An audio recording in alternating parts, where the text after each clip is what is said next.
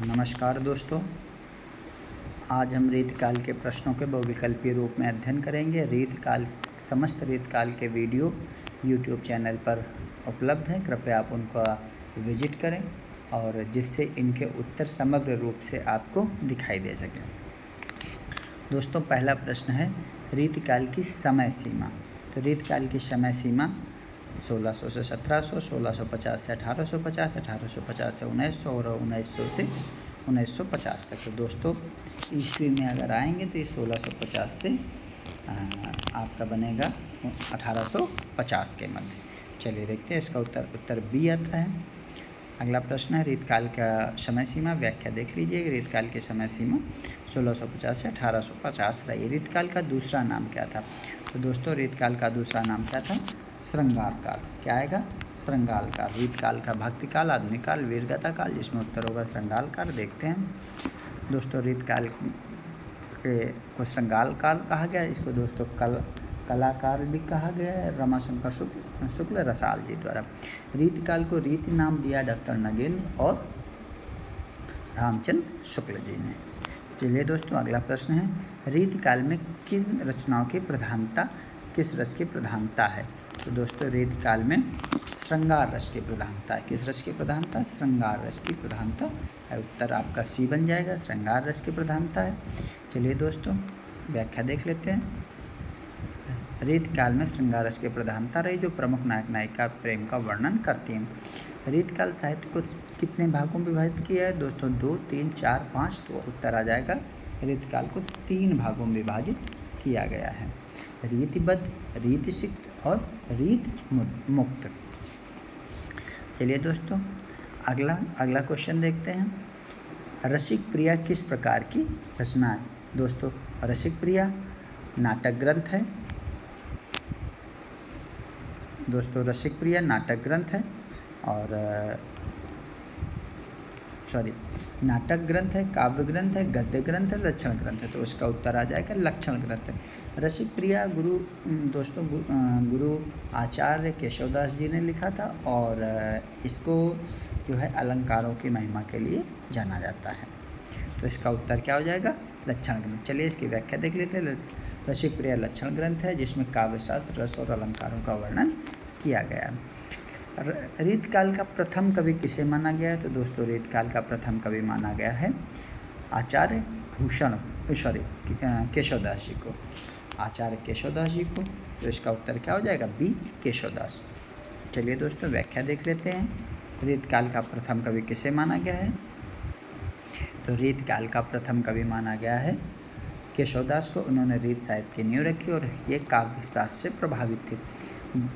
दोस्तों, अगला प्रश्न आपका बनता है रीतिबद्ध साहित्य में साहित्य कौन से शामिल नहीं है? तो रीतिबद्ध कवियों में कौन शामिल नहीं है? केशवदास, मतीराम, बिहारी और घनानंद। दोस्तों, घनानंद रीति मुक्त में शामिल थे, रीतिबद्ध में शामिल नहीं थे। इन्होंने लक्षण ग्रंथ नहीं लिखे थे। तो दोस्तों, उत्तर क्या हो जाएगा? उत्तर दी घनानंद। दोस्तों, बिहारी जी हमारे रीति सिद्ध थे। इस वजह से इनको रीतिबद्ध में भी मान लेते हैं कभी कभी, लेकिन घनानंद पूर्णतः रीति मुक्त थे। चलिए, बिहारी सतसई में कितने दोहे हैं? दोस्तों, बिहारी सतसई में 500, 600, 700, 800। तो उत्तर हमारा क्या हो जाएगा? 700 दोहे। अगर एग्जैक्ट रूप से पूछे तो उत्तर 719 अथवा 713 माना जाएगा, किंतु अगर इसमें लगभग के रूप में तो 700 दोहे के नाम से ये आपका आएगा। दोस्तों, बिहारी सतसई में लगभग 700 दोहे हैं, जो नीति और श्रृंगार रसों के विषय के। भूषण ने किस रस की रचना अधिक की है? तो दोस्तों, भूषण ने करुण रस, वीर रस, श्रृंगार रस, हास रस। तो दोस्तों, भूषण ने जो है वीर रस की रचनाएं अधिक की हैं। इसका उत्तर क्या हो जाएगा? बी, वीर रस। चलिए दोस्तों, अगला क्वेश्चन देखते हैं। भूषण ने शिवाजी जैसे वीरों की प्रशंसा में वीर रस प्रधान की रचनाएं की हैं। इनकी जो है प्रमुख रचनाएं हैं शिवराज भूषण, शिवराज भूषण, भूषण उल्लास, भूषण हताश, शिवा बावनी, ये इनकी प्रमुख रचनाएं हैं। चलिए दोस्तों आगे देखते हैं अगला क्वेश्चन क्या कह रहा है। अगला क्वेश्चन है दोस्तों, रीतिकाल में किस छंद का सर्वाधिक प्रयोग हुआ है? सोरठा, चौपाई, सवैया। दोस्तों तो सबसे ज़्यादा दोहा, चौपाई, सवैया और सोरठा। तो दोस्तों सबसे ज़्यादा प्रयोग सवैया और एक छंद है कवित्त छंद, 2 छंदों का प्रमुखतया प्रयोग हुआ है। तो दोस्तों देख लेते हैं इसका उत्तर क्या कह रहा है। सवैया, उत्तर सी सवैया, इसमें सवैया और कवित्त छंदों का प्रयोग हुआ जो अलंकारिक छंद थे। दोस्तों केशवदास की रचना कवि प्रिया किसके लिए लिखी गई? राजा जयसिंह, पृथ्वीराज, राय प्रवीण और अकबर। तो दोस्तों इसका उत्तर रहेगा राय प्रवीण। किसके लिए लिखी गई थी? राय प्रवीण। चलिए देखते हैं उत्तर सी राय प्रवीण। दोस्तों कवि प्रिया केशवदास ने अपनी प्रेमिका राय प्रवीण के लिखी जो काव्य शास्त्र का ग्रंथ है। अगला, रीति काल में रीति सिद्ध कवि कौन थे? तो देखिए रीति सिद्ध कौन थे? केशव, बिहारी, घनानंद और भूषण। दोस्तों उत्तर आ जाएगा आपका बिहारी। क्या आ जाएगा? बिहारी। तो रीति सिद्ध कवि कौन से थे? बिहारी। चलिए देखते हैं दोस्तों व्याख्या। बिहारी दास जी रीति सिद्ध कवि थे जो रीति भाव दोनों को संतुलित करते थे। अगला प्रश्न है क्वेश्चन नंबर 13, रीतकाल में घनानंद की कविताएं किसके नाम से प्रसिद्ध हैं? तो दोस्तों संयोग श्रृंगार, वियोग श्रृंगार, वीर रस और भक्ति रस। दोस्तों घनानंद सुजान नाम की प्रेमिका से प्रेम करते थे, तो उन्होंने जो है वियोग श्रृंगार के नाम से लिखी इनकी कविताएं सुजान के लिए प्रेरित थी। सुजान कवि कृष्ण को भी संबोधित किया गया और सुजान इनकी प्रेमिका का भी नाम था। दोस्तों देखते हैं वियोग श्रृंगार। घनानंद की रचनाएं वियोग श्रृंगार से ओतप्रोत थी जो व्यक्तिगत दर्द को दर्शाते हैं। इनको कहते थे पीर का कवि। अगला दोस्तों, किस कवि को श्रृंगार का सूरदास कहा गया है? तो श्रृंगार का सूरदास किसको कहा गया है? घनानंद जी को कहा गया। दोस्तों इसका उत्तर क्या हो जाएगा? इसका उत्तर हो जाएगा सी घनानंद। दोस्तों इसका उत्तर सी घनानंद हो जाएगा। चलिए देखते हैं इसकी व्याख्या देखते हैं दोस्तों।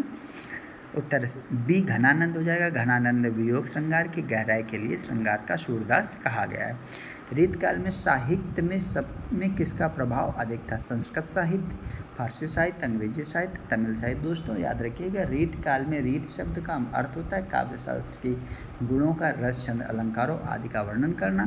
तो और इसमें संस्कृत साहित्य के काव्य शास्त्र का प्रभाव अधिक था। तो दोस्तों इसका उत्तर आ जाएगा ए संस्कृत साहित्य। देखते हैं दोस्तों व्याख्या देख लेते हैं। इसका उत्तर आ जाएगा ए संस्कृत साहित्य। रीतकाल का संस्कृत साहित्य काव्य शास्त्र रस अधिक से प्रभावित था। दोस्तों अगला क्वेश्चन आता है क्वेश्चन नंबर 16, रीतकाल में काव्य लेखन का मुख्य उद्देश्य क्या था? समाज सुधार, राज दरबार की प्रशंसा, भक्ति प्रचार और युद्ध वर्णन। दोस्तों इसका उत्तर हो जाएगा बी राज दरबार की प्रशंसा। चलिए देखते हैं इसका उत्तर। दोस्तों राज दरबार की प्रशंसा, कवि राज दरबारों में आश्रित रहकर राजाओं की प्रशंसा में काव्य रचते थे। अगला दोस्तों प्रश्न आता है, रीतकाल में किस भाषा का प्रयोग प्रमुख रूप से हुआ है? तो रीतकाल में अवधी, ब्रज, मैथिली और भोजपुरी। तो दोस्तों ब्रज भाषा का प्रयोग मुख्य रूप से हुआ है। अगला देखते हैं, रीतकाल के कवि मतीराम की प्रमुख रचना कौन सी है? रसिक प्रिया, ललित ललाम, सतसई, कवि प्रिया। तो दोस्तों मतीराम की रचना कौन सी है? ललित ललाम। तो प्रश्न क्या आता है? ललित ललाम किसकी रचना है? मतीराम की। चलिए दोस्तों इसकी व्याख्या देख लेते हैं। ललित उत्तर आता है ललित ललाम, और मतीराम का ललित ललाम अलंकारों का लक्षण ग्रंथ है। अगला दोस्तों प्रश्न देखते हैं।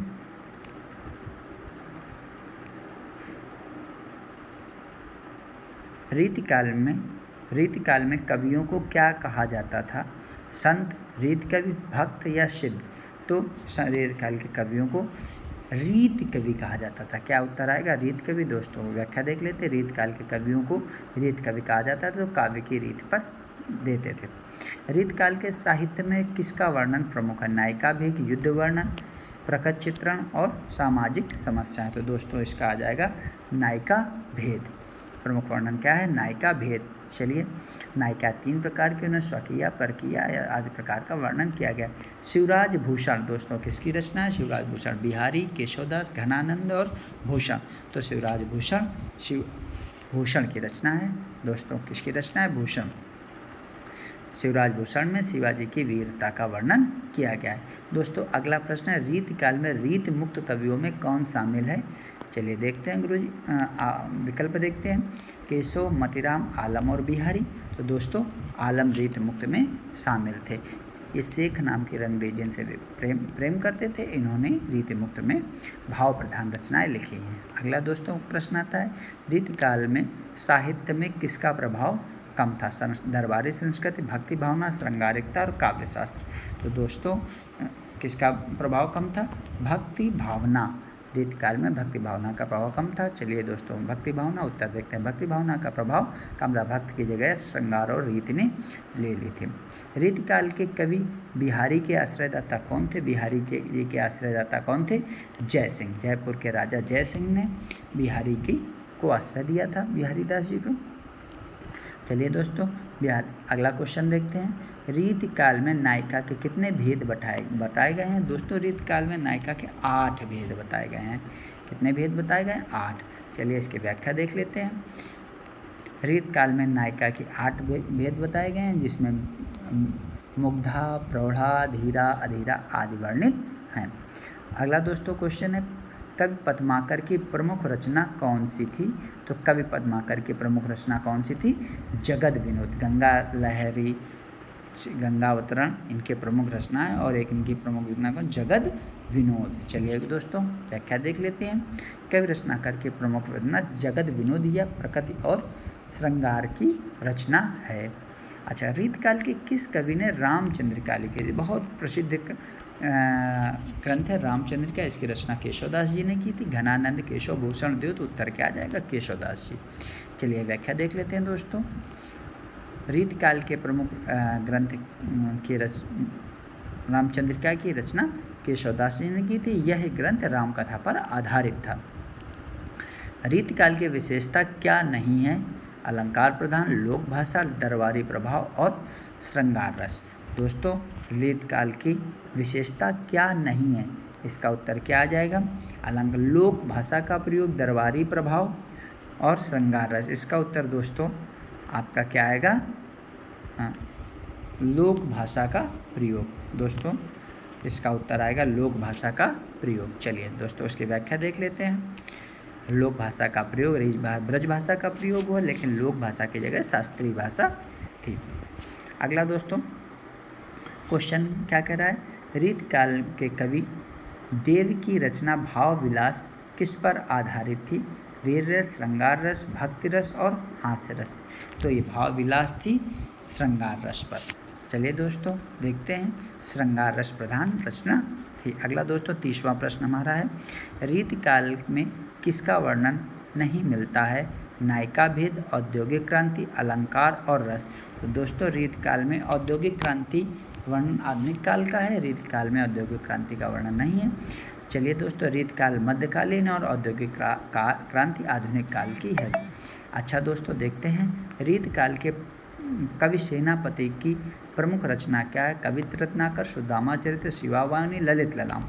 दोस्तों कवित्र रत्नाकर सेनापति जी की है।